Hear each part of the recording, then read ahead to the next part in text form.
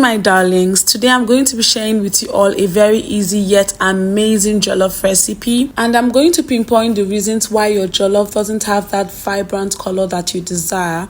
But first of all, it's important that you know that the color of your jollof is dependent on how rich your stew base is. So right now we are going to go straight into the recipe for the day. I poured in some vegetable oil into a pot and a bit of coconut oil because of its flavor, but that's totally optional. You're going to take your time to fry your onions before you put anything else into the pot. You want it to become fragrant and translucent, something like this. After frying your onions for about a minute or two, proceed to put in all your herbs and spices into the oil to fry alongside with the onions. This process properly induces all the flavors into the stew when frying. Now into the major reason we are here. The first ingredient that determines the vibrancy of your jollof is the tomato paste. So you definitely want to use enough tomato paste. You're going to fry that until it crumbles. This is what my tomato paste looked like initially, and this is what it looked like after frying for 10 minutes on medium-low heat.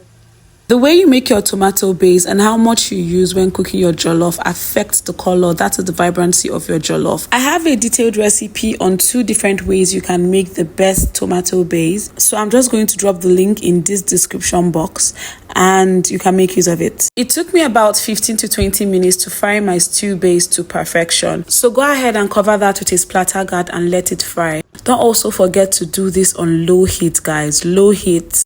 Proceed to pour in your meat broth into the base. When it comes to jollof rice, I would always recommend either goat meat or cow meat broth because, guys, it always bangs. So yes, if you have that, make use of that. I seasoned the stew base with some seasoning powder, crayfish, and pepper. This is basically just scotch bonnet pepper, that is atarudo. And guys, the crayfish is totally optional, but you should try it though. Now that our stew base is ready, we are going to proceed to pour in our washed rice into the base. You would notice that I said washed rice, not parboiled rice. So basically, you're just going to wash your rice continuously until the water runs clear, and then your rice is ready for use. We're going to give that a very good stir and pour in just enough water to cook the rice. We don't want too much water into our jollof rice because we don't want it to become soggy. We need just enough water. You can see the amount of water I used. I didn't use too much, and this amount is just perfect for me.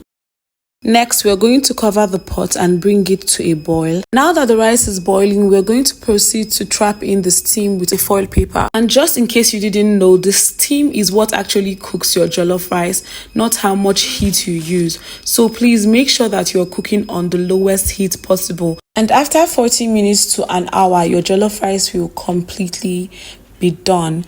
It's important that you know that the cooking time will definitely vary depending on how much the rice you're cooking is. Okay, so there you have it. Your beautiful pot of jollof rice has been cooked in literally no time. Okay, that's a joke because it took quite a long time. But anyways, now you know how to cook your rice and have the color looking so beautiful and vibrant as the pro that you are. I hardly do, but then on this particular day, I decided to add some margarine into my rice. What this basically does is that it helps with the fluffiness of the rice, but you can definitely do without it if you don't want to, okay?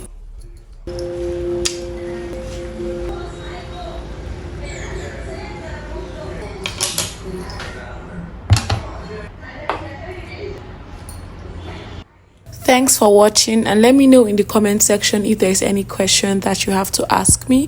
I'll be glad to answer. Have an amazing day today. Bye.